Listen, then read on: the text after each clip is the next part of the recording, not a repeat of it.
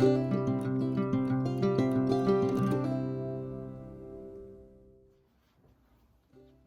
everybody, welcome back to the channel. Today we're going to be looking at another Floris fragrance. This time we're going to be looking at Neroli Voyage. As I've mentioned before in my previous fragrances, how much I am a fan of this fragrance house Floris. Founded in 1730, they're now located on Jermyn Street, number 89. I would strongly advise if you've got any interest in fragrances or even men's fashion, men's style, that you go and have a look at this fragrance house. Neroli Voyage, I would say, at the moment, it's probably my favourite. It's up there. Neroli Voyage and Jermyn Street are my favourite Floris fragrances. Neroli Voyage, when I first smelled it, when I went into Jermyn Street, I don't think I'd smelt another fragrance like that before.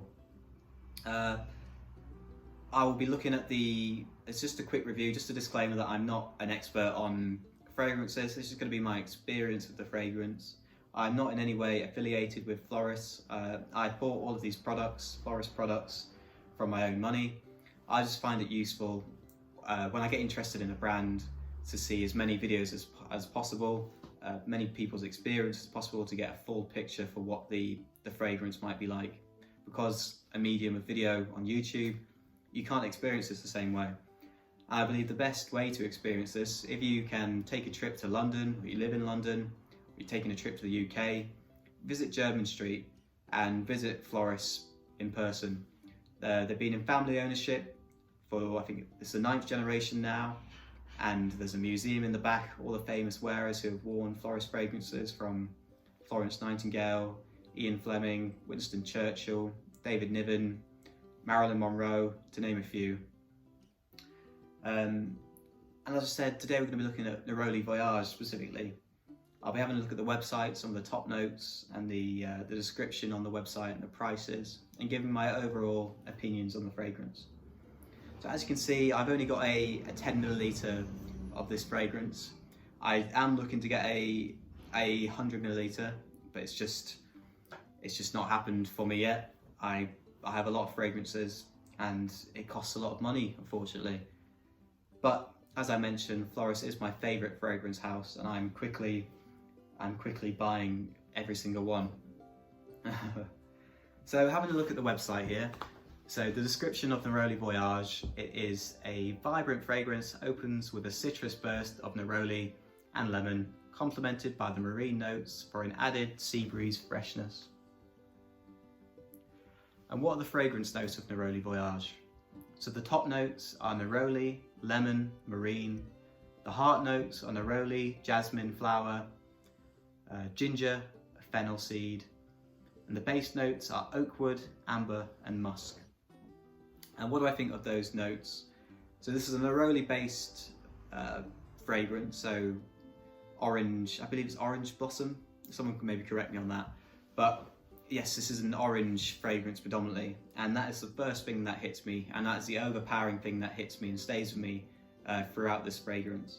And it's very unique. As I said, I don't think I've smelt many fragrances that are similar to Neroli Voyage. I've got a couple of orangey fragrances in my collection. Most notable is Acqua di Parma. What is it? Let me just check. Aranthia di Capri, and that is another orange fragrance, but it's just completely different. This is a very light, almost like orange juice, very summery fragrance, while as the Neroli Voyage is a very, I'd say it's deep, it's complex, it's quite universal in terms of wearability. I think this could be worn in the summer as well as in the winter. As with many Floris fragrances, it's got the musky, the base notes that will linger throughout the day, meaning that it can be used as a winter fragrance more, as well as a summer fragrance. And the overall impression I get of this is, I've got it on sprayed on my hand, just by the way. As I said, orange is the main note that I'm getting, as well as the ginger as well. Throughout the day, I notice the ginger. And if you're British and you know Jaffa cakes, I know it's a strange analogy, but to me, it's almost Jaffa cakes is the first thing I smell It's a sweet, orangey, but there's also the other darker notes in there that sort of balance out that orange, that floral note. And throughout the day, I notice it being ginger. So ginger is the other main note that I pick up on this fragrance. So as I mentioned, I think this fragrance, it can be used in the daytime, in the nighttime, and throughout the year. I think this is quite a universal fragrance in that I wouldn't say it's specifically suited for men or for women either. I think there are masculine notes in that it's got the bass to it, but then it's also got those higher notes, the floral notes, that I think are quite unisex. So my partner is actually a fan of this one, and it's the reason why, after only having this a little bit of time, it's almost empty, because she actually uses it quite a lot. It's the reason why I want to get the bigger 100ml version of it. As I said, I've got other Floris fragrances here. I've got German Street, number 89, Elite, and Turnbull and Nasser. And Neroli Voyage sticks out to me just because of its uniqueness and the fact I haven't really smelled anything else like it. I believe it's suitable for work or for non-work. I wouldn't say it's a clubbing fragrance or anything like that. It's quite sophisticated in my opinion. Most suited for what I think florists go for, which is sort of heritage and overall, like German Street, a more sort of gentlemanly style, I suppose. So how much will Neroli Voyage set you back? Let me just have a quick look on the website here. So it's an eau de parfum, which means it's a higher concentrate than an eau de toilette. Like German Street, it's an eau de parfum, and like German Street, it's for 100ml, it's £160. For 50ml, I believe it'll be 120. Let me just check. Yeah, £120 for a one-sized 50ml, be that size. And so do I think that's worth it? I would say yes. As I mentioned in my German Street video review of that fragrance here, I think that sort of, it's pushing the boundaries of what I'd want to pay for 100ml of fragrance. It's on the upper echelons of what I can afford personally for 100ml of fragrance.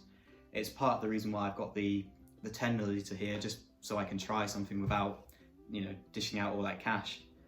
But I think Floris, their heritage, their history, and the uniqueness of their fragrances really does strike a chord with me, and does lend me towards still justifying those prices. If you can get this fragrance, as I have mentioned before, I would advise going into the shop in person and smelling the different ones. And as I've mentioned before as well, you go in that shop, you might have an idea, yes, I want number 89, but you get in there and something else takes your fancy. That is the